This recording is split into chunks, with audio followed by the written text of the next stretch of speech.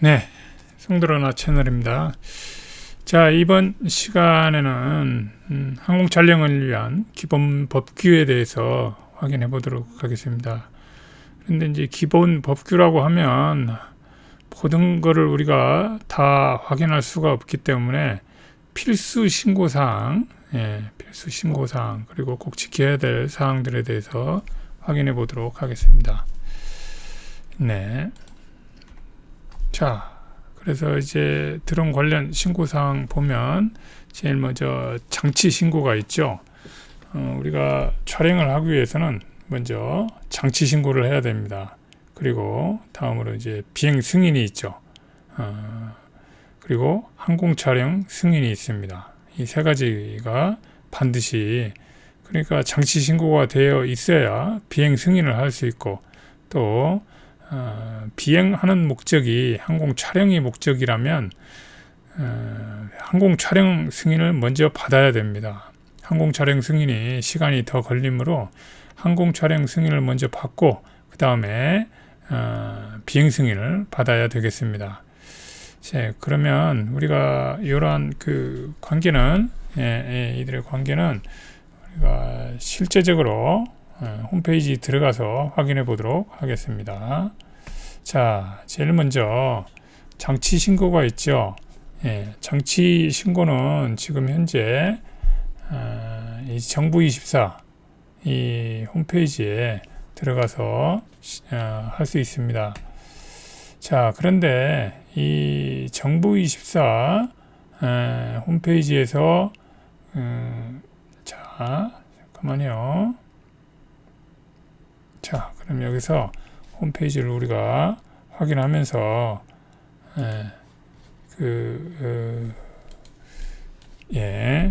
확인해 보도록 하겠습니다.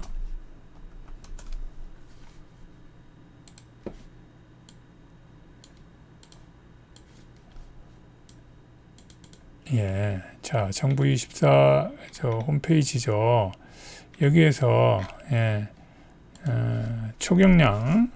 초경량을 집어넣고 비행장치 신고를 누르면 초경량 비행장치 신고라고 이렇게 화면이 뜨죠. 여기에 가서 자, 신청을 하면 됩니다. 자, 회원 신청하기 공인인증서가 필요하다고 하죠. 그러면 이곳에 들어가서 비행장치 신고를 하면 되겠습니다. 자, 그런데 이렇게 또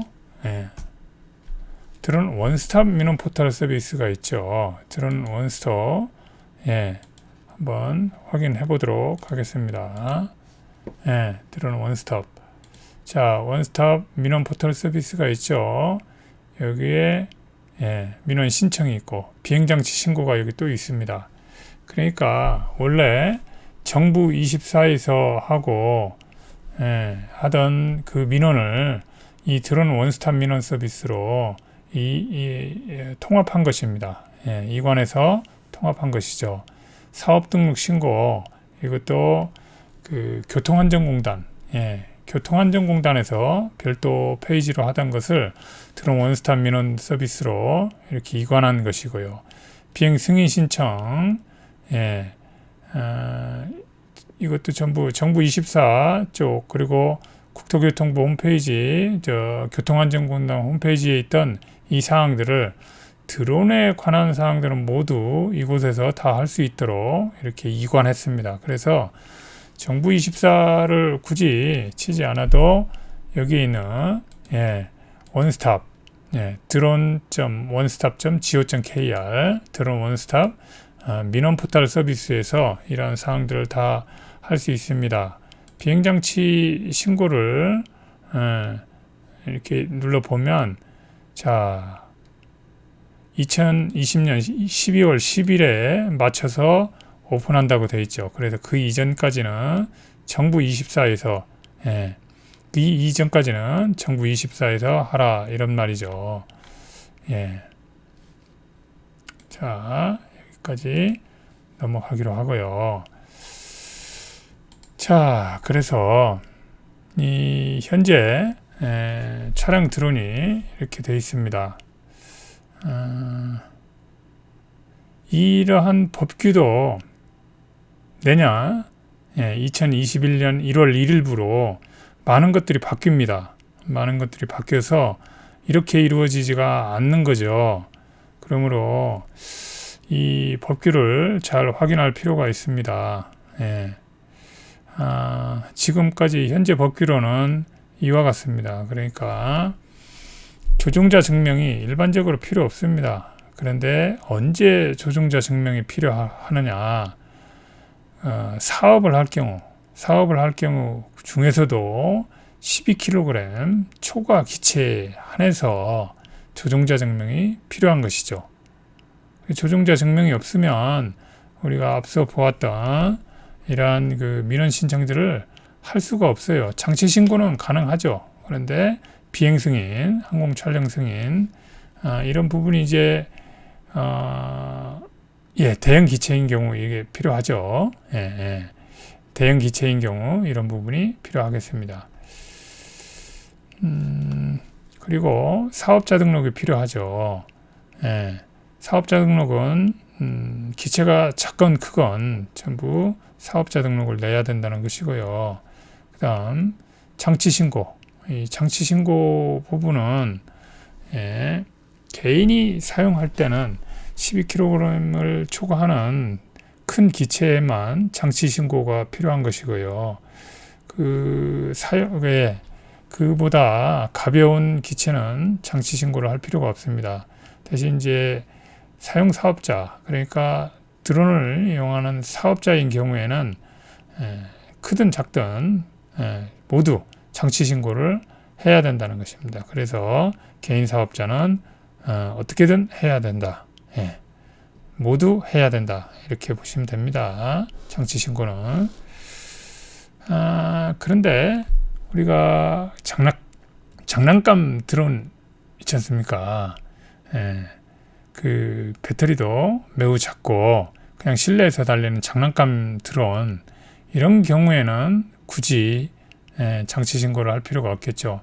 장치 신고가 필요한 경우에는 이게 공중으로 높이 상승해서 다른 물체, 날아다니는 물체와 부딪히거나 또는 멀리까지 가서 어느 건물에 부딪힌다거나 이렇게 또 사람에게 피해를 입히는 경우, 상해를 입히는 경우 이런 문제 때문에 장치 신고가 필요한 것인데 그런 소형 장난감의 경우는 그런 문제가 발생할 일이 크지 않고 그래서 개인 사용자가 그냥 취미가 아니고 심심풀이로 또는 아이들이 이렇게 날리는 것까지 장치 신고를 해야 될 필요는 없습니다. 자, 그 다음에 안전성 인증은 현행 법상으로는 기체 무게가 25kg 초과, 그러니까 25kg까지는 이륙 증량이 25kg까지는 안전성 인증을 받을 필요가 없는데 최대 이륙 증량이 25kg을 초과하게 되면 안전성 인증을 받아야 되겠습니다. 그래서 안전성 인증은 25kg이 초과하면 모두 받아야 된다 이거죠. 25kg 기준으로 해놨죠. 그리고 비행 승인 25kg이 넘으면 날릴 때마다 비행 승인을 받아야 됩니다. 다만 초경량 비행장치 공역, 초경량 비행장치가 비행할 수 있는 공역에 한해서는 비행 승인을 받지 않아도 됩니다. 그리고 조종자 준수사항은 모두 지켜야 되겠죠. 자, 그래서 촬영용 드론을 운용을 해서 내가 공중으로 날리고 또 촬영도 하고 싶다. 그러면 이 표에 나와 있는 사항들을 반드시 지켜야 되겠습니다.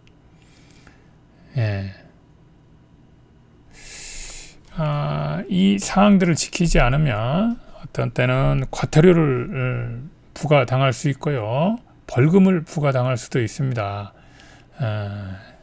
3천만 원 이하의 벌금을 또는 5천만 원 이하의 벌금을 부과당할 수 있으니 이러한 사항들은 반드시 지키시기 바랍니다.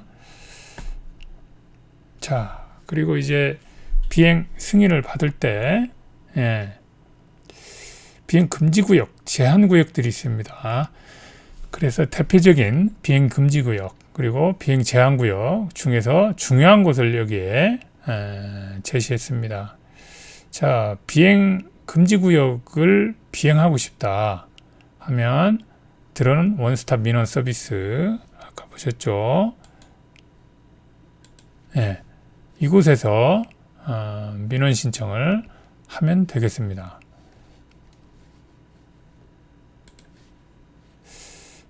그래서 드론 원스톱 민원 서비스는 그 지방항공청 비행 승인에 관한 것은 바로 지방항공청에서 승인을 해주게 되어 있습니다. 다음으로 촬영 승인은 좀 다른 문제죠. 촬영 승인은 드론 원스톱 민원 서비스에서 똑같이 하는데 이거를 승인해 주는 곳은 바로 국방부입니다. 그런데 국방부에서 다 할 수 없으니 각 그 해당 군부대 서울이면 서울지역 수도방위사령부 여기는 따로 나와 있죠. 수도방위사령부 경기면 또 경기도 일대 관할하는 군부대가 있고요. 충청도 따로 있고 뭐 이렇다는 얘기죠. 자, 그래서 비행 금지 구역은 바로 국가 주요 시설 그리고 관제권은 바로 공항이죠. 휴전선, NLL 인근 이런 곳들이 바로 비행 금지 구역입니다.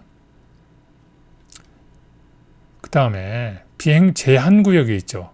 비행 제한 구역에서의 비행 승인도 마찬가지로 드론 원스톱 민원 서비스에서 하면 됩니다. 역시 지방항공청이 관할 승인을 해주는 것이죠. 그리고 촬영 승인은 국방부 그리고 각 지역별 군부대에서 그러니까 국방부에서 하는 것인데요. 국방부에서 이런 일까지 다 할 수 없으니 각 담당 군부대에서 하는 것입니다. 위임을 받아서 하는 것이죠. 자, 다음으로 주요 대상은 바로 보안이 필요한 시설 그리고 위험지역이 있는 것이죠. 자, 그래서 비행 금지 구역 중에서도 가장 까다로운 곳 바로 P73입니다. P73은 서울 상공이죠. P73은 서울 상공인데 나와 있나요? 바로 이게 P73입니다. 여기 붉은색으로 된 곳이 P73A이고 이 파랗게 검은 파란색으로 된 게 바로 P73B 구역인 것이죠. 여기는 비행 금지 구역입니다. 청와대가 중심이고요. 청와대로부터 이 2 nautical mile 그러니까 반경 3.7km 범위 내는 비행 금지 구역 A입니다. 이 비행 금지 구역 P73A 공역에서 비행체 드론을 날린다 그러면 사전 그러니까 식별 없이 그냥 격추시킵니다.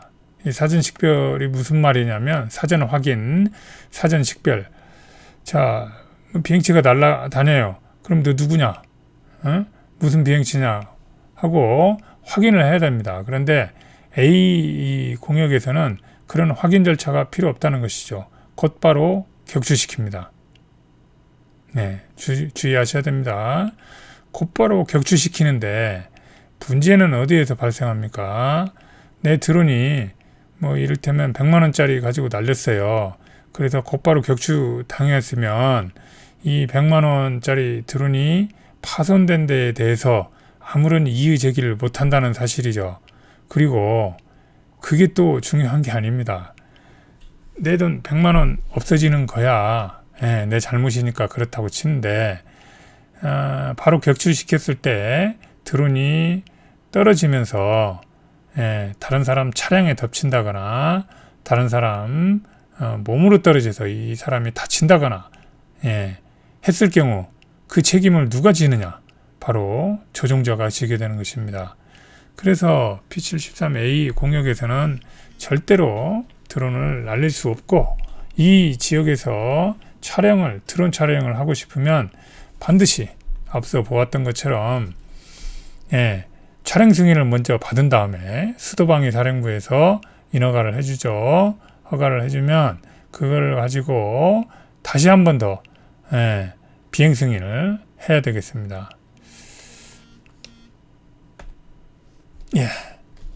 그리고 여기에는 완충구역이라고 해서 이렇게 그 큰 범위로 되어 있는 걸 볼 수 있습니다.